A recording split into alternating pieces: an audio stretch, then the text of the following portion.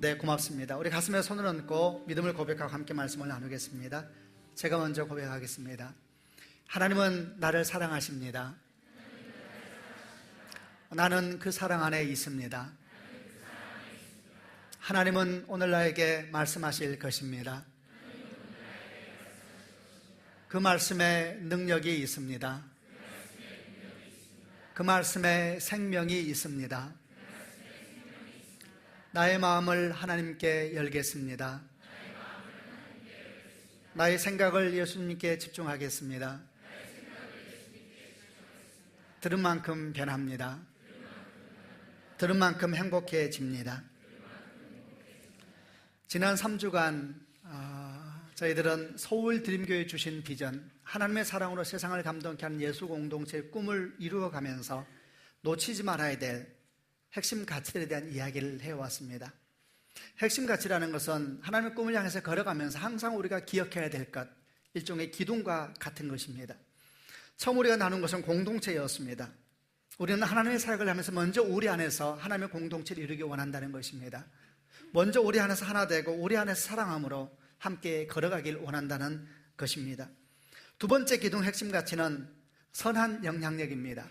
우리는 세상을 향해서 선한 영향력을 꿈꾼다라는 것입니다. 선한 영향력이 없는 교회를 교회라고 할 수가 있을까? 세상을 향한 선한 영향력을 꿈꾸지 않는 사람을 성도 또는 그리스도인이라고 할 수가 있을까? 저희는 거기에 심각한 질문을 제기하면서 함께 꿈을 꾸면서 세상을 향한 거룩한 영향력이 되기를 원하는 겁니다. 세 번째, 우리가 꿈꾸며 걸어갈 때에 놓치지 않으려고 하는 핵심 가치 세 번째는 창조적인 사역, 창조적인 도전입니다. 하나님의 일을 하면서 우리의 한계와 우리의 장벽은 우리는 어떻게 바라봐야 되는가? 특별히 세상 속에 있는 문화에 대해서 우리는 어떤 태도를 취할 것인가에 대한 마음입니다. 문화는 문제가 안 됩니다. 사실 문제는 우리의 두려움입니다. 익숙하지 않은 일, 우리에게 편하지 않은 일을 한다는 것은 두려운 일입니다. 우리는 믿기로는 문화 또한 주의 복음을 전하는 데 통로가 될 수 있다는 것입니다. 우리가 꿈꾸는 것은 그 문화의 영역조차도 복음으로 바꾸는 것이고 그 문화가 주의 복음을 위하여 귀한 수단이 될 수 있기 때문에 모든 한계와 장벽을 넘어서 끊임없이 도전하겠다는 것이고 우리 익숙하지 않음이나 우리 편하지 않으면 관계없이 도전하겠다는 것입니다. 공동체, 선한 영향력, 창조적 도전, 그리고 오늘 이제 드디어 마지막으로 핵심 가치 네 번째 기둥, 네 번째 핵심 가치를 얘기하려고 합니다. 우리는 그 이름을 온전한 변화라고 이름을 지었습니다. 이 네 번째 핵심 가치는 앞에 세 가지 핵심 가치와 동시에 우리가 비전을 향해서 걸어가는 우리 삶의 모습을 돌아보는 지침과 같은 것입니다. 우리는 끊임없이 도전하고 우리는 끊임없이 달려가게 될 것인데 그런 도전과 다름질 가운데서 정말 우리가 잘하고 있는가? 우리는 지금 문제가 없는가? 우리는 바른 방향으로 가고 있는가? 라는 질문에 대해서 우리는 답하기를 온전한 변화라고 답을 했습니다. 우리 가운데 정말 온전한 변화가 일어나고 있는가? 하나님의 일을 할 때에 하나님의 사건이 일어날 때 그것은 사건 자체로 멈추지 아니하고 근본적인 변화가 일어나게 되는 법인데 그 온전한 변화가 우리 가운데 일어나고 있는가 계속 검토하고 확인하고 점검하면서 나아가겠다라는 것이 네 번째 핵심 가치입니다. 오늘 제가 말씀을 나눌 것은 이 네 번째 핵심 가치를 생각하면서 온전한 변화가 도대체 무엇인가? 우리 가운데 온전한 변화가 일어나고 있다는 것을 우리가 어떻게 알 수가 있을까? 이런 마음을 가지고 온전한 변화가 뭔가에 대한 얘기를 하나하나 같이 나누어 보려고 합니다.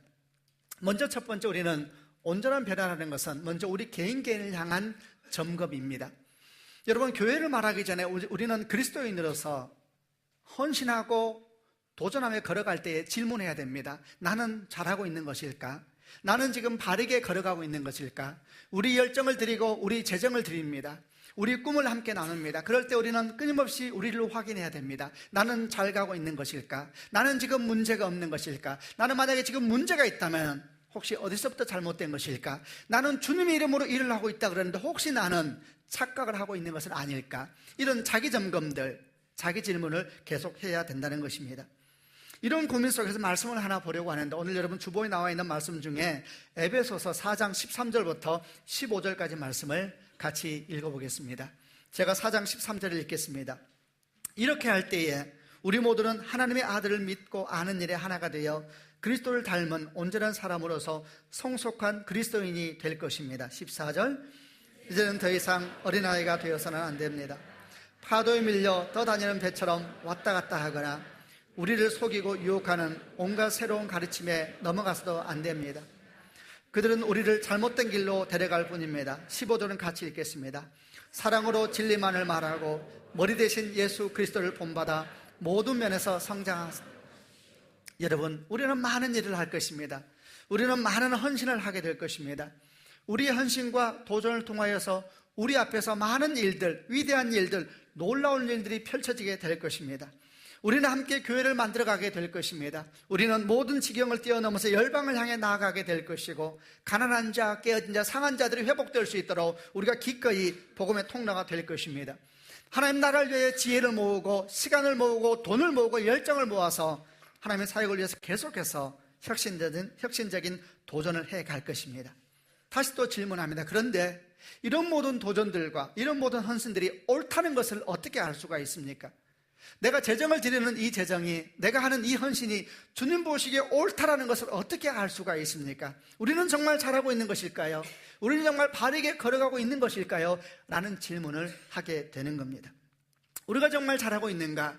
나는 그리스도인으로서 바르게 돈을 쓰고 있는가? 나는 그리스도인으로서 바르게 시간을 쓰고 있는가? 나는 그리스도인으로서 바르게 헌신하고 있는가? 라는 것을 확인하기 위해서 우리는 몇 가지 점검을 해야 됩니다. 나는 헌금을 얼마나 했는가? 나는 헌신을 얼마나 했는가? 나는 선교 여행을 얼마나 자주 다녀왔는가? 나는 교회에서 성경 공부 과정, 제자 양육 과정을 몇 년이나 했는가? 나는 기도 시간이 하루에 몇 시간이나 되는가? 나는 교회에 인도한 사람, 나 때문에 교회에 온 사람이 몇 명이나 되는가? 여러분, 이런 질문은 결코 본질적인 질문이 아닙니다. 이런 질문들에 대한 답이 내가 그리스도 안에서 바르게 성숙하고 있다는 것을 보장하지 않는다는 이야기입니다. 우리가 정말 잘 살고 있는가라고 우리 삶을 확인하기 위해서 해야 될 질문은 이런 질문이 아닙니다. 한 가지 질문으로 모아집니다. 그 질문은 나는 주님을 닮아가고 있는가라는 질문입니다. 내가 헌신하는 것이, 내가 수고하는 것이 주님 보시기에 바른 일인가? 라는 생각이 들 때마다 우리는 질문해야 됩니다. 나는 지금 예수를 닮아가고 있는가? 이렇게 말을 바꿔도 됩니다. 내 눈에는 주님이 계시는가? 내 심장에는 주님이 계시는가? 내 지갑에는 주님이 계시는가? 내 손과 발, 내 땀바구니에는 주님이 계시는가? 계속해서 물어보아야 된다는 것입니다. 왜냐하면 성경은 분명히 말씀하시기를, 만약에 우리 헌신과 도전과 우리 열정과 우리의 걸음이 올바른 것이라면 반드시 어떤 열매가 맺힌다 그랬습니다. 그 열매가 뭐냐 하면 우리가 점점 예수와 하나 돼 갈 것이라는 것입니다. 우리 헌신이, 우리 열정이, 우리 들여진 모든 시간들이 주님 보시기에 올바른 것이라면 반드시 우리 내면으로부터 예수를 닮아가게 돼 있는 것입니다. 에베소 4장 13절 말씀에 이렇게 할 때에 우리 모두는 하나님의 아들을 믿고 아는 일에 하나가 되어 그리스도를 닮은 온전한 사람으로 성숙한 그리스도인이 될 것입니다. 그러므로 우리가 잘하고 있는가라고 질문할 때 물어야 되는 것입니다. 나는 어제보다 오늘 점점 겸손해지고 있는가? 나는 어제보다 오늘 더 친절해졌는가? 나는 어제보다 오늘 더 정직해졌는가? 나는 어제보다 오늘 더 따뜻해졌는가? 계속해서 물어야 되는 것입니다. 여러분, 예수 믿는 사람이 안 믿는 사람보다 더 윤리적이 되어야 된다는 말은 옳지 않은 것입니다. 우리보다 윤리적인 사람이 얼마나 많습니까? 그러나 최소한 예수 믿는 사람이라면 이전에 자기보다는 조금 더 나아져야 됩니다. 어제보다는 오늘이 나아져야 되고 오늘보다는 내일이 나아져야 됩니다. 나아진다는 것은 무슨 뜻입니까? 점점 더 조금씩 더 예수를 닮아가야 된다는 것입니다. 여러분, 우리가 예수를 닮아가고 있다면 우리는 잘 걸어가고 있는 것입니다. 그런데 이런 질문과 이런 묵상을 하다 보면 아주 자연스럽고 중요하게 질문을 하게 됩니다. 그렇다면 우리가 주님을 위하여 시간을 드리고 주님을 위하여 열정을 드리고 주님을 위해서 헌신함에도 불구하고 우리 삶이 예수를 안 닮아갈 수가 있다는 말인가? 우리가 모든 것을 주님을 위하여 달려가고 있는데도 불구하고 우리 삶이 주님께서 기뻐하지 않는 삶이 될 수도 있다는 말인가? 질문해야 됩니다. 답은 예스입니다. 성경은 분명히 말하고 있습니다. 주님을 위해서 헌신하면서도, 주님을 위해서 돈을 내면서도, 주님을 위해서 시간을 들이면서도 주님과 관계없는 삶이 있다라고 분명히 말하고 있는 것입니다. 마태복음 7장 21절부터 23절까지 믿는 이들이 항상 두려워하는 말씀 중에 하나입니다. 같이 한번 읽어보려고 합니다. 제가 먼저 마태복음 7장 21절을 읽어보겠습니다. 나에게 주님, 주님이라고 말하는 사람들이 모두가 하늘나라에 들어가는 것은 아니다. 하늘에 계신 내 아버지의 뜻대로 행하는 사람만이 하늘나라에 들어갈 것이다. 22절, 그날에 많은 사람들이 나에게 이렇게 말할 것이다. 주님, 주님, 우리가 주님의 이름으로 예언하고 주님의 이름으로 귀신을 내쫓고 주님의 이름으로 많은 기적을 베풀지 않았습니까? 23절은 같이 읽겠습니다. 그때 내가 분명하게 그들에게 말할 것이다. 나는 너희를 모른다. 악한 일을 행하는 자들아, 내게서 썩 물러가라. 말씀을 다시 보시길 바랍니다. 분명히 그들은 이렇게 말합니다. 주님, 내가 주님의 이름으로 예언하고 주님의 이름으로 귀신을 내어쫓고 주님의 이름으로 많은 기적을 베풀지 않았습니까? 확장하면 이런 것이죠. 내가 주님의 이름으로 시간을 드렸습니다. 주님의 이름으로 돈도 드렸습니다. 주님의 이름으로 땀도 드렸습니다. 주님의 이름으로 눈물도 드렸습니다. 근데 주님께서 말씀하십니다. 난 너를 모른다. 얼마나 당황스럽고 두려운 말씀입니까? 이런 말씀을 묵상하기 전에 먼저 축복합니다. 이 말씀이 결코 여러분에게 이루어지지 않는 축복이기를 바랍니다. 크게 하셔야 되는 부분이에요.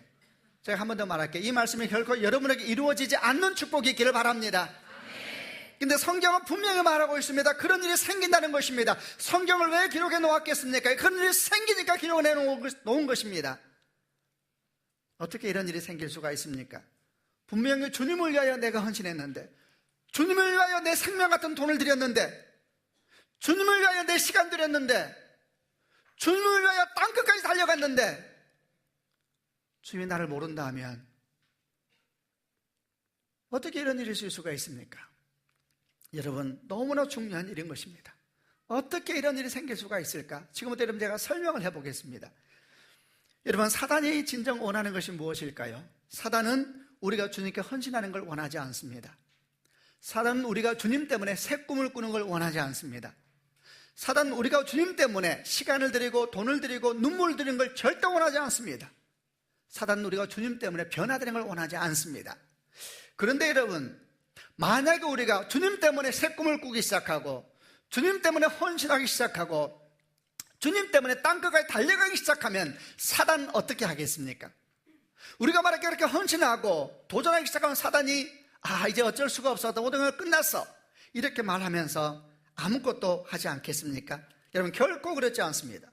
그때 사단은 더욱더 치밀하고 교활한 방법으로 우리 믿음을 무너뜨리기 위하여서, 우리 믿음이 완전히 구멍난 믿음이 되기 위하여서, 착각에 빠지기 위하여서, 혼자 좋아하는 믿음이 되게 하기 위하여서 교묘하고 치열한 방법으로 일을 하기 시작하는 것입니다. 성경에 나타나고 기독교 역사상 가장 많이 사단이 이용했던 방법을 통해서 제가 설명을 해보겠습니다. 사단은 우리가 헌신하면 우리를 주목합니다. 그리고 계속해서 바라봅니다. 그리고 어느 순간부터 재밌는 일, 그리고 굉장히 두려운 일을 하기 시작하는데, 이런 일을 합니다. 어떤 일을 하면서 그 일을 하는 사람이 스스로의 마음 가운데 스스로의 일에 대해서 감동을 받게 합니다. 스스로가 위대한 일을 하고 있다는 감동에 빠지게 하는 것이지요. 내가 굉장한 훌륭한 사람이구나, 내가 정말 위대한 사람이야, 뿌듯해지고 그런 자신이 자랑스러워집니다. 여러분, 여기까지는 그렇게 문제가 되지 않습니다. 그런데 여러분, 사단이 얼마나 지혜로우며 인내가 있는지를 알아야 됩니다. 그는 여기서 끝나지 않습니다. 그는 그 마음을 반복해서 갖게 합니다. 반복해서 가지면 어떤 일이 생기는지 사단은 압니다. 반복하면 습관이 되게 되어 있습니다.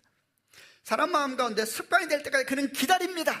일을 할 때마다 자기를 뿌듯하게 여기는 것이 습관이 될 때까지, 일을 할 때마다 자기를 자랑스럽게 여기는 것이 습관이 될 때까지 그는 계속 기다립니다.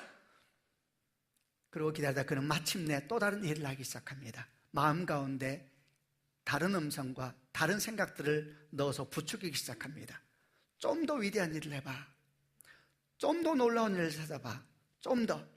이제 그런 건 너에게 너무 시시하잖아. 그리고 누군가 주님을 위하여 일하는 사람들의 모습을 보게 되면 또 이런 생각을 툭 던집니다. 쟤 대단해 보이지? 야, 저런 거 아무것도 아니야. 너는 더 큰 일을 할 수가 있어. 너는 더 위대한 일을 할 수가 있어. 너는 더 위대한 그리스도인이 될 수가 있어. 마치 누가 이런 말만 가만히 들으면은 유혹이 아닌 것 같습니다. 선하고 주를 위하여서 막 격려하고 도전하는 것 같습니다. 그러나 정직한 영으로 가만히 돌아오면 이상한 일이 생기고 있는 것입니다. 우리도 모르는 사이에 비교하기 시작합니다. 우리도 모르는 사이에 열등감을 갖기 시작하고 우월감을 갖기 시작합니다. 우리도 모르는 사이 우리 마음에 시기심이 들기 시작하고 질투하는 마음이 생기기 시작하는 것입니다. 여러분, 살아있는 사람, 깨어있는 사람이라면 이런 마음이 들 때 즉시 경계태세를 들어가야 됩니다. 그런데 이렇게 생각해야 됩니다. 이상하다. 내가 주님을 위하여 달려가고 있는데 내 마음은 왜 주께서 기뻐하지 않는 일이 막 생기고 있는 것이지? 내가 주님을 위하여 헌신했는데 왜 내 마음에 시기심과 질투심이 일어나는 거야? 깨어있는 사람은 경계해야 됩니다. 그러나 여러분, 대부분의 사람은 유혹에 넘어가게 되어 있습니다. 대부분의 사람들은 이 사단의 교묘한 유혹에 자기도 모르는 사이에 넘어가면서 그들은 무슨 일을 하기 시작하냐면 더 위대한 일, 더 놀라운 일, 더 큰 일을 막 찾기 시작합니다. 위대한 일을 꿈꾸지 말란 얘기가 아닙니다. 우리는 위대한 일을 꿈꿔야 합니다. 그러나 그 동기가 비교의식이 되기 시작하고 그 동기가 시기심이 되기 시작하고 그 동기가 질투가 되기 시작하면 문제가 시작되는 것입니다. 동기가 건강하지 않는데 어떻게 과정이 건강하겠습니까? 어떻게 결론이 아름답겠습니까? 이런 잘못된 마음으로 시작되는 헌신은 언제부터인가 마음 가운데 일의 크기가 중요해집니다. 일의 종류가 중요해집니다. 그리고 큰 일을 할수록 더 기뻐하고 큰 일을 할수록 더 감동합니다. 그러나 작은 일에 대해서는 서서히 마음 가운데 둔해지기 시작합니다. 여러분, 저는 목사입니다. 목사에게는 일이 어떻게 일어나는지 아세요? 큰 지폐를 따지기 시작합니다. 사람이 몇 명 오냐 묻기 시작합니다. 보통 여기까지 가면 사단이 거의 성공한 것입니다. 왜냐하면 여기까지 가면 이 사람의 기쁨은 더 이상 주님이 아닙니다. 이 사람의 기쁨은 그 일의 성취의 여부에 달려 있습니다. 이 사람의 신앙은 그 일의 성취 여부에 달려 있습니다. 그는 그 위대한 일을 행하면 자기가 큰 일을 했다 생각하고 자기가 좋은 크리스찬이라고 생각할 것입니다. 이 사람은 그 일을 자기가 못하게 되면 낙심하면서 나는 안 좋은 크리스찬이라고 이야기를 하게 될 것입니다. 사단이 이런 사람을 조종하는 것은 매우 쉽습니다. 왜냐하면 자기를 그렇게 평가하는 사람은 반드시 다른 사람도 그렇게 평가하기 때문입니다. 여러분, 섬김을 큰 섬김과 작은 섬김으로 나누기를 좋아하고 주님을 향한 거룩한 헌신조차도 자기가 값을 매기기를 좋아하고 자기도 모르는 사이에 사람들을 평가하고 정죄하는 자리에 서 있게 된다는 것입니다. 이런 사람의 기쁨은 결코 주님이 될 수가 없습니다. 그의 기쁨은 그의 손끝에서 이루어진 업적입니다. 이런 사람은 자기가 전도한 사람의 숫자를 세기를 좋아합니다. 이런 사람은 자기가 집회했을 때 몇 명이 모였는지 알기를 좋아합니다. 이런 사람은 자기가 낸 헌금을 계산 놓기를 좋아합니다. 왜? 주 앞에 가서 말을 해야 되니까. 그걸 간증거리로 삼습니다. 이런 사람은 주님과 관련이 없습니다. 여러분, 아마도 이 사람은 주 앞에 가서 마태복음 7장에 내 말씀을 할 겁니다. 주님 무슨 말씀이세요? 내가 주님의 이름으로 전도하고 내가 주님의 이름을 헌신하고 내가 주님의 이름으로 밤을 샜습니다. 주님께서 말씀하실 것입니다. 난 널 모른다. 너는 네 영광을 찾았고 네 기쁨을 찾았고 네가 좋아하는 것을 하려고 하지 않느냐. 난 널 모른다. 구멍난 믿음, 허울뿐인 믿음, 명목적인 그리스도인은 이렇게 향상돼 가는 것입니다. 여러분, 이 모든 일련의 흐름이 어떻게 느껴지십니까? 얼마나 두려운 일입니까? 얼마나 무서운 일입니까? 깜짝 놀라야 되는 것입니다. 억울한 것입니다. 생명 같은 시간을 드리고 생명 같은 재정을 드리고 내 꿈을 주에게 드리면서 달려갔다고 생각했는데 사단이 우리 가운데 들어와서 가라지를 뿌린 것입니다. 우리의 존귀한 헌신과 존귀한 섬김을 어느 순간 타락시켜버린 것입니다. 우리는 정말 잘하고 있는가?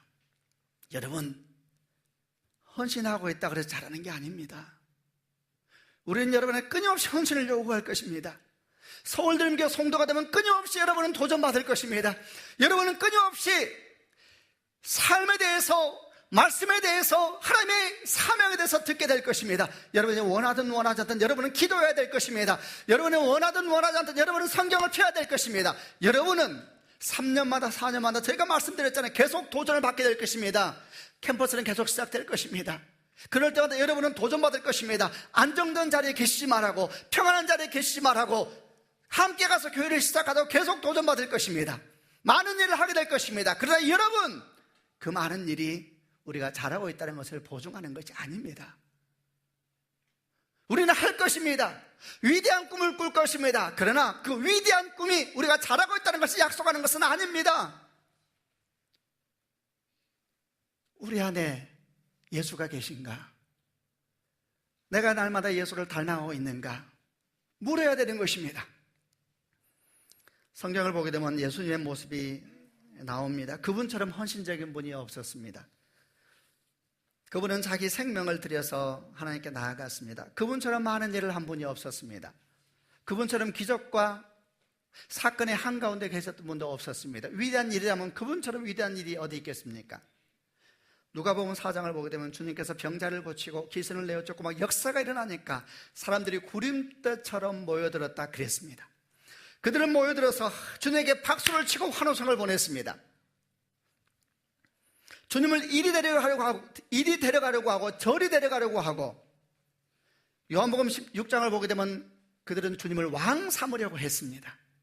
그때 주님이 어떻게 하셨습니까? 그때 주님은 이른 새벽에 모두가 잠이 들었을 때 피곤한 몸을 일으키셔서 홀로 조용한 곳으로 가셨습니다. 가셔서 뭐 하겠습니까? 기도하셨겠죠. 기도하면서 뭐 했겠습니까? 하나님으로 자신을 채운 것입니다. 사람의 박수 소리, 사람의 함성 소리가 내면을 채우면 많은 것입니다. 하나님으로 당신을 채우면서 당 하나님만이 당신의 내면을 가득 채우실 수 있도록 당신은 삶을 내어드렸던 것입니다. 사람들은 예수님의 사역을 보고 놀라워합니다. 죽은 자가 살아날 때 놀라합니다. 병든 자가 고쳐질 때 놀라합니다. 수천 명의 사람들이 먹고 12광주가 남았다는 오병이의 기적에 놀라워합니다. 그러나 생각해보세요. 진짜 놀라울 것은 그게 아닙니다. 그분은 하나님의 아들이세요. 그건 놀라운 일이 아닙니다. 진짜 놀랄 것은 무엇인가? 하나님의 아들 되신 그분께서 하나님 앞에 무릎을 꿇고 하나님으로 채워지길 원하면서 기도했다는 것입니다. 주님의 사역의 위대함은 거기서 시작되는 것입니다. 여러분 아셔야 합니다. 주님께서 당신이 하신 일을 위대하다 말하지 않았습니다. 주님께서 당신이 하신 일을 놀라운 일이라 말하지 않았습니다. 그분은 당신 안에 하나님으로 가득 채우시고 그 하나님께서 주신 일을 한 것뿐입니다. 그랬더니 사람들이 위대하다 이름을 붙이고 놀랍다 이름을 붙였지만 정작 주님은 거기에 관심이 없으셨습니다. 우리는 잘하고 있는가? 예수님의 모습을 보면 됩니다. 우리 안에 주님을 채우고 있는가? 내 안에 예수님이 점점 더 분명해지시는가? 여러분 반복해서 말합니다. 우리는 헌신할 것입니다. 우리는 도전할 것입니다. 그러나 그게 우리의 선함을 보장하지 않습니다. 우리는 여러분을 동서남북으로 데리고 다닐 겁니다. 목마른 곳이 저기 있다고, 배고픈 사람이 저기 있다고, 복음을 모를 사람이 저기 있다고 여러분을 데리고 다닐 겁니다. 여러분을 돈을 쓰게 하고 여러분이 시간을 내라 그러고 1년에 한 번밖에 없는 휴가를 헌신하라 그럴 겁니다. 그러나 여러분, 그럴 때 우리 모두는 절대 잊지 말아야 될 것이 있습니다. 그런 사건마다 순간마다 항상 주 앞에 물어야 합니다. 내 안에 주님이 계시는가? 나는 좀 더 겸손해졌는가? 나는 좀 더 온유해졌는가? 나는 좀 더 따뜻해졌는가? 나는 좀 더 눈에 더 눈물이 많아졌는가? 계속해서 묻고 그 질문에 답을 할 수 있을 때 우리는 잘하고 있는 것입니다. 두 번째 또 우리는 물어야 합니다. 주님, 우리는 정말 잘하고 있는 것입니까? 두 번째 질문은 교회에 대한 것입니다. 서울드림교회는 정말 잘하고 있는 것입니까? 첫 번째 질문이 개인에 대한 질문이라면 두 번째 질문은 교회에 대한 질문입니다. 서울드림교회는 정말 잘하고 있는 것입니까? 송파 캠퍼스를 준비하고 있습니다. 그리고 수년 뒤에는 다시 또 할 거라고 미리 이렇게 말을 해버립니다. 정말 우리는 잘하고 있는 것일까요? 질문해야 됩니다. 서울드림교회가 정말 잘하고 있는가라는 것을 확인하기 위해서는 한 가지를 점검하면 됩니다. 그것은 서울드림교회는 주님의 영광을 드러내고 있는가 확인해 보면 됩니다. 데살로니가후서 1장 11절 12절 말씀에 우리는 여러분을 위해 항상 기도합니다. 여러분을 부르신 하나님의 뜻대로 믿음 안에서 그분의 능력을 힘입어 더욱더 선한 일을 많이 할 수 있기를 기도합니다. 그렇게 되면 우리 주 예수 그리스도의 이름이 여러분을 통해 영광을 받으시고 여러분도 그리스도 안에서 영광을 누리게 될 것입니다. 요점은 이런 것입니다. 여러분, 교회가 건강하면 주님이 영광을 받으십니다. 아멘 하시길 바랍니다. 교회가 바르게 걸어가면, 교회가 바르게 걸어가고 교회가 바르게 서 있으면 주님께서 영광을 받으십니다. 성경은 말하기를 교회는 몸이라 그랬습니다. 그리스도께서 머리가 되십니다. 몸이 수고하면, 손과 발이 수고하면 머리에 면류관을 쓰는 것입니다. 손과 발이 수고하면 머리가 영광을 받는 것입니다. 그러므로 교회가 건강하면 건강할수록 주 예수께서 영광을 받으십니다. 그럼 물어봐야 되겠지요. 영광을 받는다는 것은 무슨 뜻일까요? 여러분, 영광을 받는다는 것은 무슨 뜻이냐? 예를 들어서 어떤 사람에게 주님의 영광이 있다라고 말할 때는 그게 무슨 뜻이냐 하면 다른 게 아닙니다. 저 사람에게 주의 영광이 있어라고 말하는 의미는 무슨 말이냐 하면 그 사람을 보면 예수가 느껴진다는 이야기입니다. 그 사람을 보면 예수가 생각나게 한다는 것입니다. 예수님을 생각나게 하는 사람, 예수님을 향하여 마음을 열게 하는 사람, 그의 삶과 그의 언어와 그의 인생을 보게 되면 사람들이 예수님을 자꾸 생각하게 되는 사람, 그 사람에게는 예수의 영광이 있는 것입니다. 교회에 주님의 영광이 있다는 것은 무슨 말인가? 그 교회를 가만히 보니까 사람들이 주님을 주목하게 된다는 거예요. 그 교회를 가만히 보니까 사람들이 예수에 대해서 마음을 열게 된다는 거예요. 그 교회에 다니는 사람들을 보니까 사람들이 예수가 누군지 관심을 갖게 된다는 거예요. 그럼 여러분, 교회에 영광이 있는 것입니다. 아세요? 영광이 없는 교회가 있습니다. 건물은 높아도 영광이 없습니다. 아무도 그 교회를 보면서 우리 주 예수 그리스도를 말하지 않습니다. 영광이 없는 것입니다.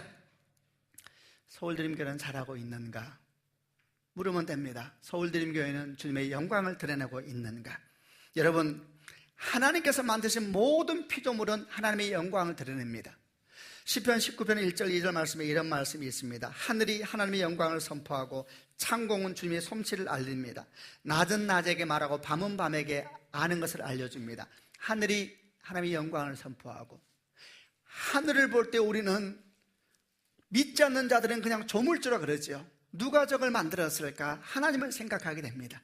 거대한 우주로부터 작은 미생물이 이르기까지 꽃이 필 때 우리는 하나님을 생각합니다. 바람이 불 때 우리는 하나님을 생각합니다. 낙엽이 질 때 우리는 하나님을 생각합니다. 추운 겨울이 지나고 대지에서 작은 새싹이 올라올 때에 우리는 하나님을 생각하게 됩니다. 그것이 피조물이 하나님의 영광을 드러내는 것입니다. 하나님의 호흡이 있는 곳마다, 하나님의 임재가 있는 곳마다, 하나님의 기쁨이 있는 곳마다 반드시 영광이 드러나게 되어 있는 것입니다. 아멘. 여러분, 그런데 영광을 드러내지 않는 두 가지가 있습니다. 사단은 영광을 드러내지 않습니다. 죄 가운데 가득 찬 인간은 영광을 드러내지 않습니다. 그들은 자기가 영광을 받으려고 합니다. 호흡이 있는, 하나님의 호흡이 있는 곳, 하나님의 임재가 있는 곳은 다 영광이 있습니다. 서울드림교회는 하나님의 영광이 있는가? 다시 우리는 이 질문에 답을 하기 위해서 두 가지를 점검해야 됩니다. 첫 번째, 사람들이 서울드림교회를 생각할 때에 가장 먼저 떠오르는 것은 무엇일까? 두 번째에, 서울드림교회 성도들은 모일 때에 가장 많이 얘기하는 주제가 무엇일까? 두 가지를 확인하면 됩니다. 여러분, 사람들이 서울드림교회를 생각할 때 가장 먼저 떠오르는 것이 무엇일까? 여러분, 그게 서울드림교회입니다. 한번 생각해 보세요. 한국에는 많은 교회들이 있습니다. 한번 제가 이름을 불러볼 테니까 무엇이 가장 먼저 떠오르는지 생각해 보시길 바랍니다. 여의도 순복음교회, 사랑의 교회, 소망교회, 온누리 교회, 지구촌 교회. 여러분, 제가 몇 가지 교회를 말했습니다. 가장 먼저 뭐가 떠오릅니까? 그 교회 이름을 들을 때에 그게 그 교회입니다. 사람들이 서울드림교회에 대한 얘기를 들을 때 처음 뭐가 떠오를까요? 질문을 바꿔볼까요? 여러분은 사람들이 서울드림교회에 대한 얘기를 들을 때 가장 먼저 무엇이 떠오르기를 원하십니까? 그게 그 사람의 꿈입니다. 그게 그 교회의 꿈입니다.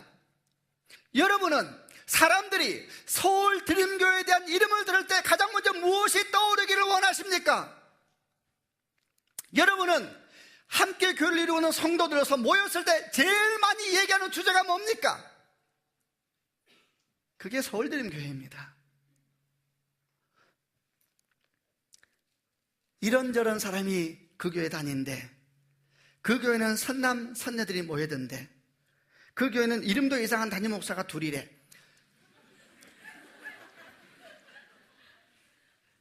서울드림교회를 생각하면 사람들은 가장 먼저 무엇이 생각날까요? 여러분, 제가 청년의 때에 주를 만난 뜨거움이 가득 차 있을 때에 저는 만나는 사람들에게도 항상 만나는 사람마다 주님을 전했습니다. 지하철 탔습니다. 비어있는 자리가 있어서 빨리 앉았습니다. 옆에 나이 드신 할머니 어른이 계셔서 인사를 했습니다. 안녕하세요, 저는 예수를 믿는 사람입니다. 혹시 예수님에 관심이 있으세요? 그분이 활짝 웃으면서 청년, 나 권사야 그랬습니다. 저는 기뻤습니다. 근데 그때부터 20-30분 동안 제가 내릴 때까지 그분만 이야기를 했습니다. 그분이 한 얘기는 이랬습니다. 당신이 다니는 교회가 얼마나 큰지부터 얘기를 시작했습니다. 그리고 당신의 담임 목사님이 책을 뭘 썼는지, 그리고 당신의 교회에 국회의원이 몇 명인지를 계속 저한테 말을 해주었습니다. 저는 주를 만난 뜨거움이 제 가슴을 가득 채우고 있을 때에 이해할 수가 없었습니다. 나는 그분에게 한 가지를 물었습니다. 예수에 대해서 관심이 있으십니까? 그분은 끝까지 한 번도 예수 얘기 안 했습니다. 저는 그분의 이름을 모릅니다.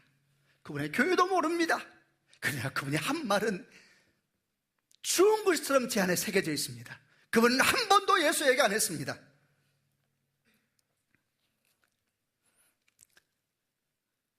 서울드림교회를 생각하면 사람들에게 제일 처음 떠오르는 것이 뭘까요? 서울드림교회 성도들은 모였을 때 무슨 얘기 제일 많이 할까요? 그게 우리입니다. 지금으로부터 50년 전에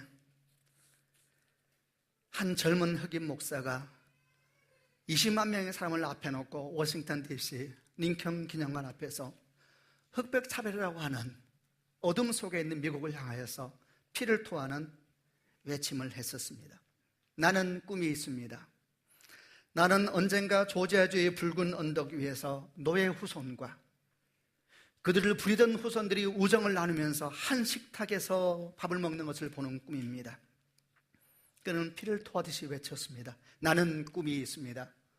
언젠가 나의 4명의 자녀들이 이 나라에 살면서 피부색이 아니라 인격으로 평가받는 날이 오리라는 꿈입니다.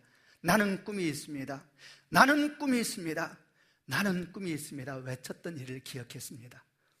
2013년 서울드림교회 한남동 한가운데서 큰 소리로 외치고 싶습니다. 우리는 꿈이 있습니다.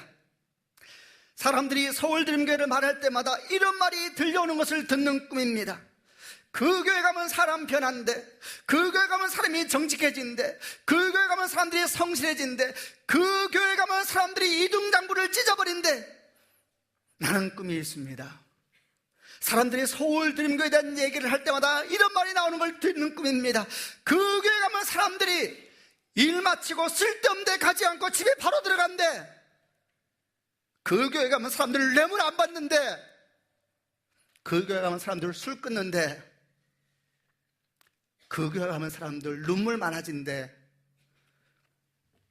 그 교회 가면 사람들 부드러워진대, 그 교회 가면 사람들이 변한대, 그 교회 가면 예수쟁이 된대. 우리는 꿈이 있습니다. 서울드림교회 성도들 모일 때마다 서로의 삶에 나타난 하나님의 영광을 이야기하고 말씀대로 살기 위해서 걸어가는 고단을 얘기하는 것을 듣는 꿈이 있습니다. 우리는 꿈이 있습니다. 서울드림교회 성도들이 모일 때마다 서로의 손을 잡아주어서 아픈 것을 위해 기도해주고 나라 민족을 위하여 눈물 흘리는 것을 보는 꿈입니다. 우리는 꿈이 있습니다. 서울드림교회 성도들이 모일 때마다 이 땅의 다음 세대를 위하여 기도하고 그들을 위하여 꿈을 꾸기 시작하고, 한 번도 가본 적이 없는 선교지를 위하여 기도하기 시작하고, 한 번도 만나본 적이 없는 선교사를 위하여 눈물을 흘리기 시작하고, 가난한 자를 위하여서, 깨어진 자를 위하여서, 진 자를 위하여서 돈을 모으고 열정을 모으고 사랑을 모으는 것을 보는 꿈입니다. 우리는 꿈이 있습니다. 서울드림교회가 정말 주의 영광을 나타내고 있다라는 라는 말을 듣는 꿈입니다. 우리는 잘하고 있는가? 교회가 많아지는 것이 왜 잘하는 겁니까? 우리는 잘하고 있는가? 서울드림교회를 말하면 가장 먼저 떠오르는 것이 무엇인가? 서울드림교회 성도들은 모였을 때 무슨 얘기 제일 많이 하는가? 사랑하는 성도 여러분, 교회가 4주년이 되었습니다. 주님의 은혜와 축복이 여러분과 함께 하시기를 바랍니다. 우리는 헌신을 두려워하지 않습니다. 여러분도 그렇게 될 것입니다. 우리는 도전도 무서워하지 않습니다. 처음 시작할 때부터 우리는 많은 것을 주께 드렸습니다. 그리고 하겠다고 주님 말씀하시면 새로운 일이 다가오는 것을 겁내지 않습니다. 그러나 우리는 두렵습니다. 우리 수고가 주님과 관련이 없을까 봐 우리는 두렵습니다. 이 모든 일이 끝나고 난 다음에 주께서 나를 모른다고 할까 봐 우리는 하나도 두렵지 않습니다. 여러분에게 마음껏 요구할 것입니다. 그러나 우리는 두렵습니다. 우리 교회가 주의 영광을 드러내지 못할까 봐 두렵습니다. 사랑하는 성도 여러분, 만남은 우연이 아닙니다. 어떻게 여기 있는 것이 우연입니까? 하나님께서 우리를 만나게 하신 것입니다. 아멘. 하나님의 꿈을 꿉시다. 하나님 향해 달려가십시다. 무서워하지 말고 두려워하지 말고 염려하고 걱정하지 말고 내 안에 주님 계심을 믿으면서 걸어가는 주의 백성이 되는 축복이 있기를 바랍니다. 기도하십시다.